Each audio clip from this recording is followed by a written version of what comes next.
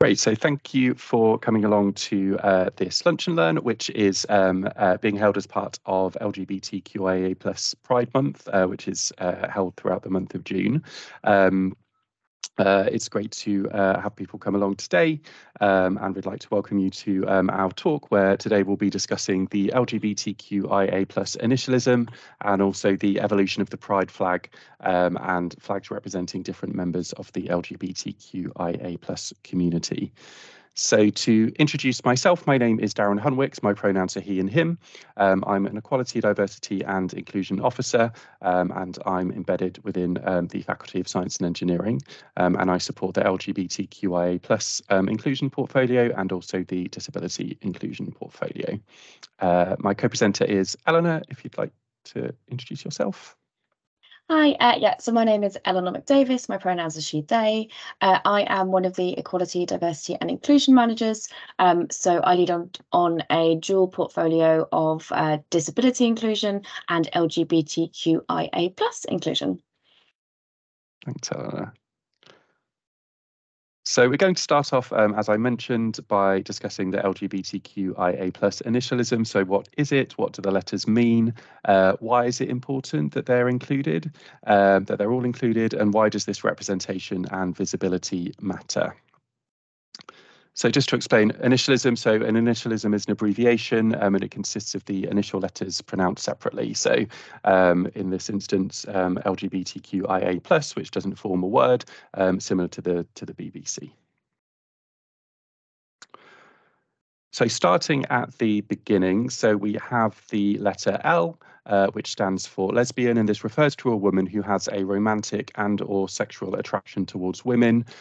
Some non-binary people may also identify with this term, and you can see there the lesbian stripes flag and also the comedian Rosie Jones. So what we thought would be a good thing to do would be to speak about the initial that forms the initialism, and then to speak a little bit about some people in the public eye who have spoken about their identity within the LGBTQIA plus community, but also the intersection of their identity with other characteristics and other experiences that they have. So, so Rosie Jones is a disabled lesbian. She's a comedian. She has cerebral palsy, and she has said in an interview with Outcast that she remembers when she was 16 Googling, "Can you be disabled and gay?" And Google didn't help her with that question. So she literally believed the internet more than she believed her own head and her own heart, and thought, well, nothing on the internet is telling me that I'm a real person, so I guess I'm wrong. And she also discussed the intersection of her identities in a series of tweets to mark World Lesbian Day, tweeting out, "I can't be a lesbian, I love wearing dresses, I have long hair, I'm disabled." And she went on to say, for ages, "I didn't accept my sexuality. I couldn't relate to any of the archaic stereotypes associated with the word. But happy World Lesbian Day to all lesbians, no matter what you look like and who you are." And we could share the link to the podcast where she spoke about that. Also, Linda Riley, who is the publisher of Diva magazine, which is aimed at a lesbian audience, and is the founder of Lesbian Visibility Week, has spoken specifically about campaigning for lesbian visibility, and also that lesbians are included when speaking about the International Day Against homophobia, biphobia and transphobia, recognising that lesbians face a combination of both homophobia and misogyny. So as with all of these initials that we're going to speak about and the people that identify with them, the really important thing really is that, that being part of the LGBTQIA plus community gives people visibility, it gives the chance to connect, it gives people the chance to see that there are others like them, and really fosters that sense of belonging within the community. So moving on to the G, so G stands for gay in the initialism, and that can refer to a man who has romantic and or sexual attraction towards men. It's also a generic term, so it can be for lesbians, gay and queer sexuality, and some women define themselves as gay rather than lesbian, and some non-binary people may also identify with this term. So here we have featured Billy Porter. Billy Porter is an actor and a singer, and he received a lead actor nod for his portrayal of a character called Pray Tell in a TV drama series called Pose, and that made him the first openly gay black man to win an Emmy in history. When speaking about his identity, Billy has said, "My worth has always been questioned. My humanity has always been up for legislation. So, in my 53 years on Earth, I have found the space to simply just be." And specifically talking about Pride, Billy has said that Pride has always been a march and a protest for me. We've made some strides, a lot of strides. I keep saying the change has already happened because it has, and therefore there's now a lot of pushback against it again. So Pride must continue to be about protest again. And again, I can share the link to the interview with Billy as well. So moving on to the B. So B stands for bi, and bi is an umbrella term which is used to describe a romantic and or sexual orientation towards more than one gender. Bi people may describe themselves using one or more of a wide variety of terms, and this includes but is not limited to bisexual, pan, and queer identities, with pansexuality specifically referring to a person whose romantic and or sexual attraction towards others is not limited by sexual gender. And while there are many overlaps between pansexuality and bisexuality, the official definitions differ in their approach to gender, with the prefix of pan meaning all. So pansexuality is an attraction to all gender identities or attraction regardless of gender identity, while bisexuality is the attraction to multiple gender identities. However, not everyone who identifies as pansexual defines it in the same way, and some also use other words such as bisexual to describe their orientation, in addition to pansexual. But overall, the term pansexual serves the purpose of removing the importance of gender from the attraction equation. And here we have a photo of the actress Kristen Stewart. Kristen came out as bisexual, and she said, "It's cool that you don't have to nail everything down anymore." That whole certainty about whether you're straight or gay or whatever, she said, "You're not confused if you're bisexual. It's not confusing at all. For me, it's quite the opposite." Everyone has their own experience. The whole issue of sexuality is so grey. I'm just trying to acknowledge that fluidity, that greyness, which has always existed, but maybe only now are we allowed to start talking about it.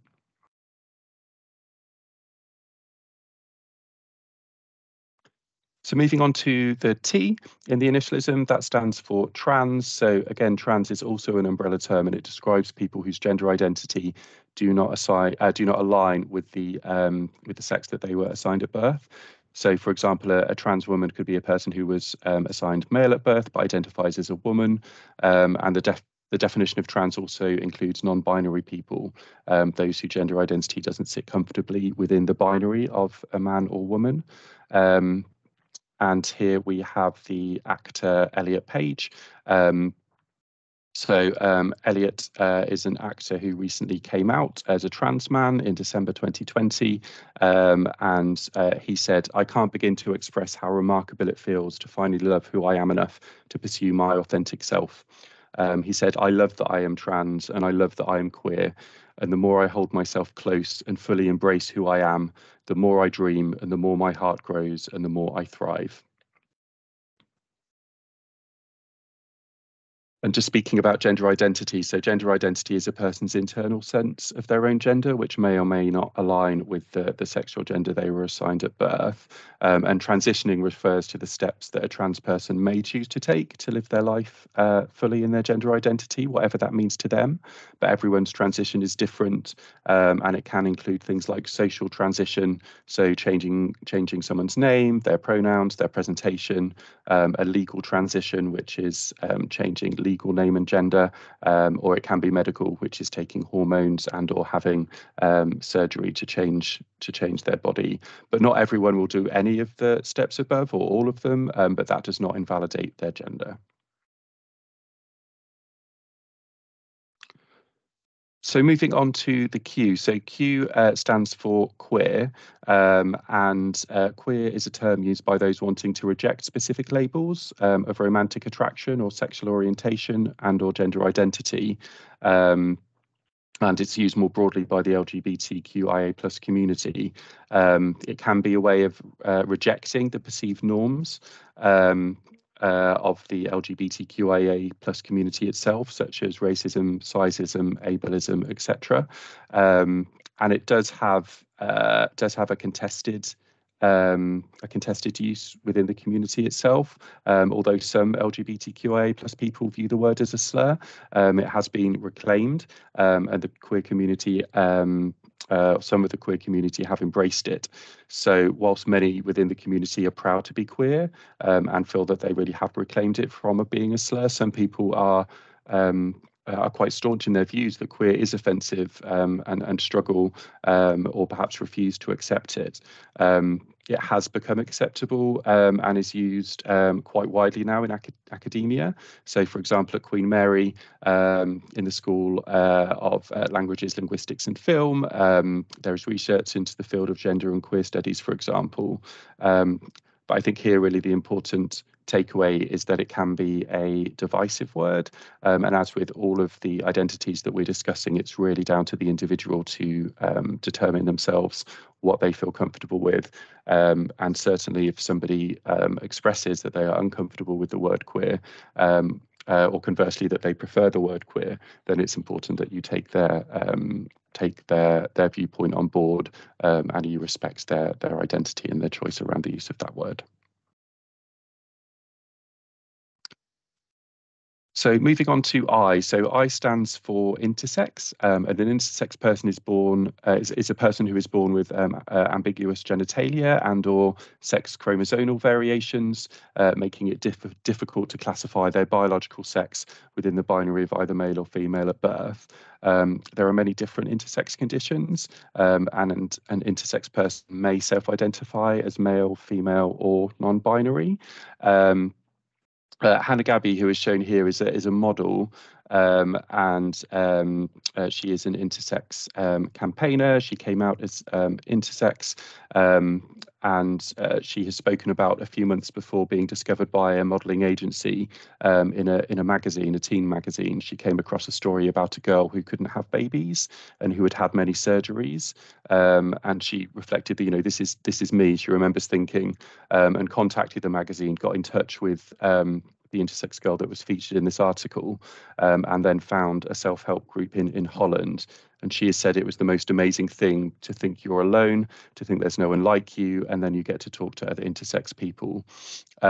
Specifically speaking about coming out, she said, it was important for me to make this declaration based on where I am in my life. I want to live authentically as who I am and to help break down the stigma that intersex persons face, but also to use the profile that I've built through my career to give back to those without a voice. I want to be there for people who are struggling, to tell them it's okay. It's one part of you, but it's not who you are. And also the executive director of Interact, an organisation that advocates for the rights of intersex youth, has shared a statistic, which is that nearly 2% of babies are born intersex, which is roughly around about the same proportion of babies who are naturally born redheads. So it's perhaps more common than people would initially think to be born intersex.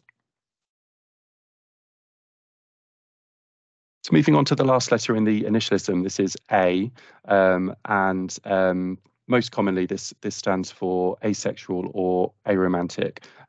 Again, these are umbrella terms. So asexual is someone who does not experience sexual attraction when you're talking about it in its broadest term, and aromantic is someone who does not experience romantic attraction. But within those identities, there are other identities. So you have, for example, demisexual. So that is someone who only experiences sexual attraction after developing a strong emotional bond with someone.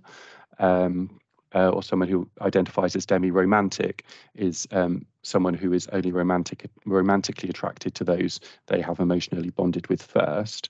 Some people may identify as grey A, and that's someone who may experience sexual attraction very rarely or only under specific circumstances. Someone who is very romantic may only experience romantic attraction very rarely. And I can also share a link to a talk that our head of EDI, Alex Prestage, gave on exploring and understanding asexual identities and desire through language as part of LGBTQIA plus History Month earlier this year, that goes into more detail on this. But Yasmin Benoit, who is pictured here, Yasmin is a Black woman. She is also a model, and she's also an asexual activist who identifies herself as aromantic and asexual. I said that she started to realise she was asexual around the time her peers around her realised that they weren't. Puberty kicked in, hormones went flying, kids stopped wanting to just play together and started fancying each other instead. And they became a lot more curious about their sexuality and wanting to express it. But I just wasn't feeling it. I didn't get all the drama. People said to her, "Oh, you're probably just underdeveloped, or you're a late bloomer. Maybe you're just being too picky." But one day, one of her classmates said, "Maybe you're asexual or something." So she Googled this and thought it sounded like her. But at the same time, there is so much disinformation online that she wasn't 100% sure. And it wasn't really until she started speaking to other asexual people, these were strangers online, and those experiences finally reflected her own, and she started to realise she wasn't alone. This wasn't some sort of grand turning point. However, she said it would take a number of years to stop doubting herself and her identity, a natural consequence of being pathologized and gaslit for so long. And estimates show that between 0.44 to 1% of the UK population is asexual. And despite this, the needs of this significant community have long been ignored, even within the wider LGBTQIA plus community. And then lastly, we move on to the plus. So perhaps this is the least obvious part of the initialism, and it really represents other sexual and or gender identities. It's accepted within the LGBTQIA plus community, generally, that this is an accepted and inclusive way to refer to the queer community, and perhaps those who feel that they cannot or do not wish to be grouped by one common theme. And really it's the fact that they don't identify as straight or cisgender that makes them feel part of the community.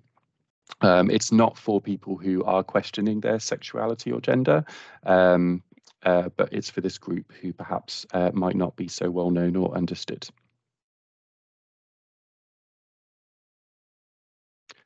So now I'm going to pass over to Eleanor, who will talk about the evolution of the pride flag. Thanks, Eleanor. Thanks, Darren. Thank you for bringing the initialism to life for us there. Yeah, so I'm going to be talking for the next little while about the evolution of the pride flag. So if we can, before sort of getting going, thinking about sort of the most well-known pride flag that I'm sure if I were to ask you to close your eyes and imagine, which would probably be the six-striped rainbow flag that you often see attached to buildings.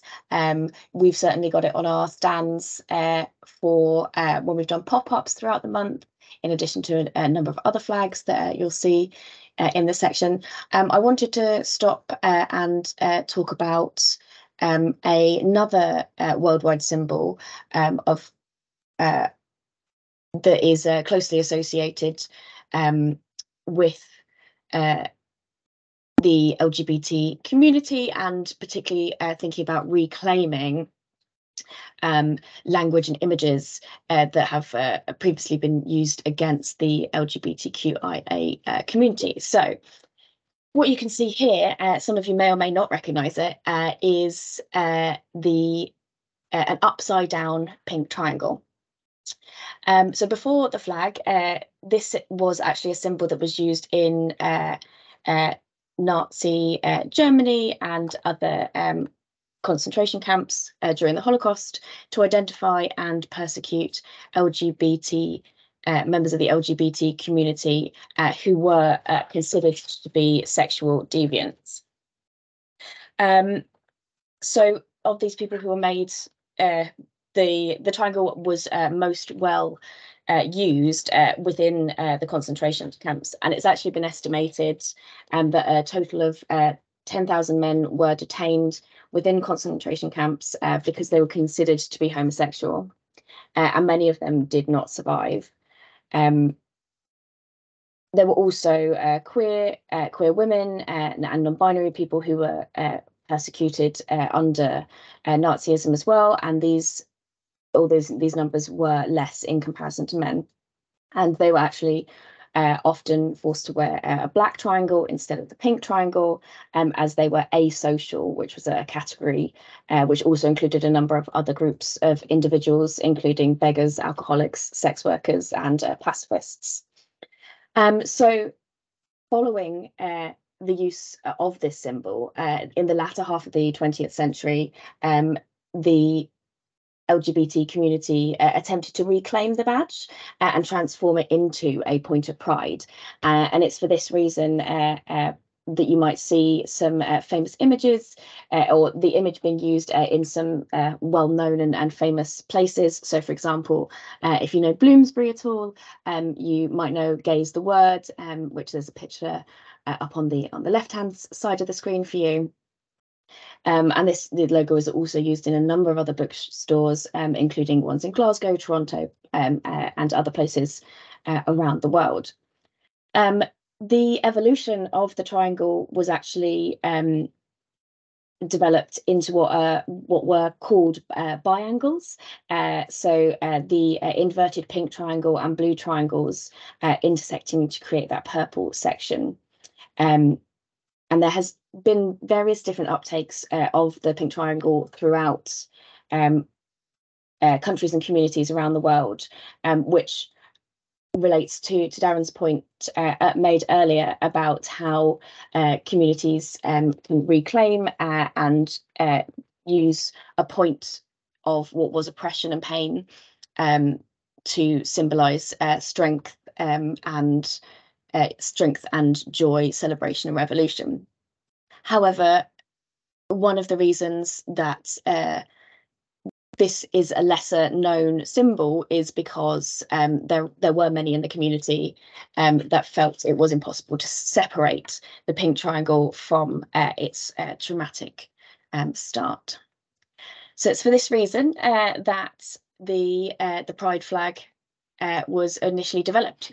So in 1978, in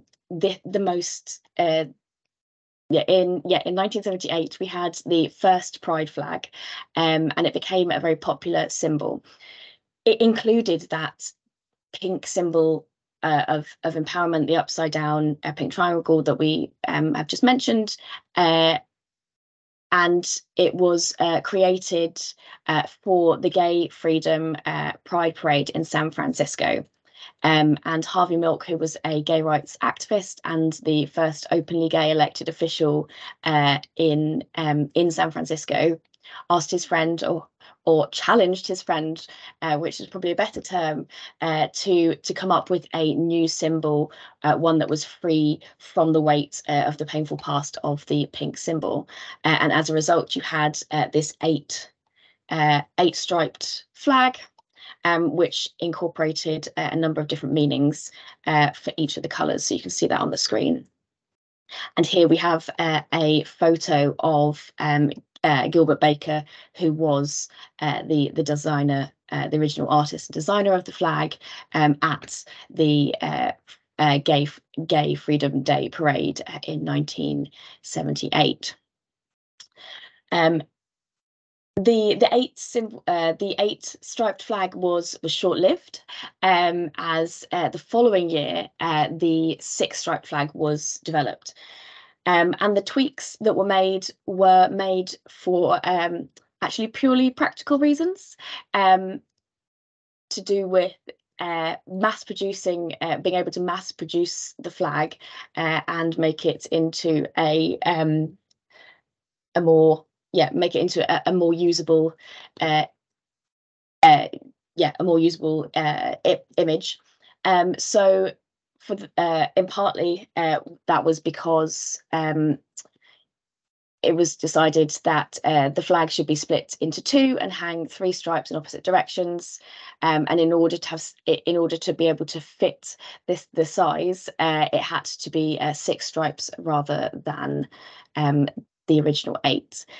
And so the committee who were responsible for the San Francisco Gay Freedom Day parade decided to consolidate the turquoise and indigo together into one blue stripe and remove the pink at the top. And this was a symbol that was used for almost 50 years. And that's why, when I said at the beginning, this is probably the one that people are best recognise. It wasn't then until 2017, so 49 years later, that the Philly flag was developed.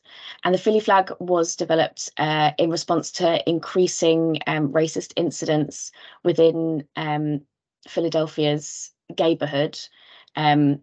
And the Philadelphia Office for LGBT Affairs collaborated with a creative agency to rethink the rainbow flag. So the Philly flag was debuted at the Philadelphia Pride kickoff in 2017. And was designed to demonstrate Philadelphia's commitment to people of colour. And that's with the addition of the black and brown stripes to the top of the existing 6-striped flag.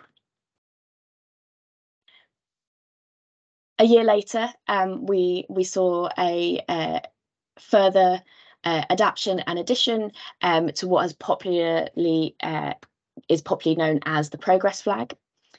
It was designed by the artist Daniel Quasar, who broadened the scope of the Pride flag. What he did was he relocated, as you can see on the screen, the black and brown stripes into a 5-stripe chevron on the left-hand side of the flag, and incorporated the 3 additional stripes of white, light blue and pink, which represented the trans community and giving them visibility and space within the Progress. Within the Pride flag. We move on a few more years up to 2021, and we find ourselves with the intersex Progress flag, very similar to the one developed in 2018, but this is the latest remix, if you like, and the new element adds the yellow triangle with the circle enclosed in it, which comes from the intersex Pride flag that was originally designed by Morgan Carpenter in 2013, and the circle symbolises being unbroken and whole.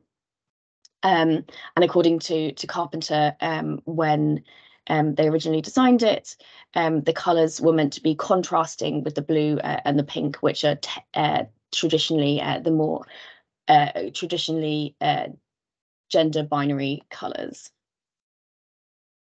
And here you can see this is the flag that we are at Queen Mary predominantly using now. You can see a picture of outside of the People's Palace from this year with the intersex Progress flag, and then myself and my colleague Liz at one of our pop-ups for LGBT for Pride Month this year with our intersex Progress flag as well.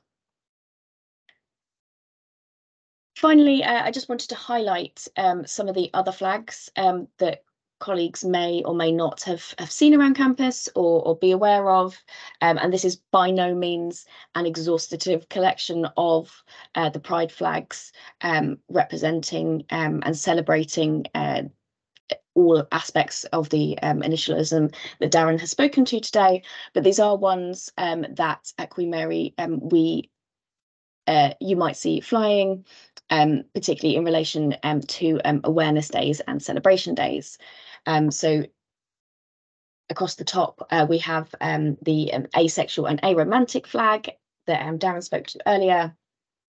followed by the lesbian flag, and then on the bottom row, the pansexual flag, the transgender flag, and the bisexual flag as well. And yet we've selected these as ones that we've recently expanded our range of flags so we can align them with the awareness days that we celebrate as a university. So at that point, I will draw the flag conversation to a close and hand back to Darren for questions, comments, reflections. Thanks so much, Eleanor. I will stop sharing my screen, and I will also stop the recording. And then, yeah, if we want to have a brief chat about any reflections, questions, we can do that. So just let me stop the recording now.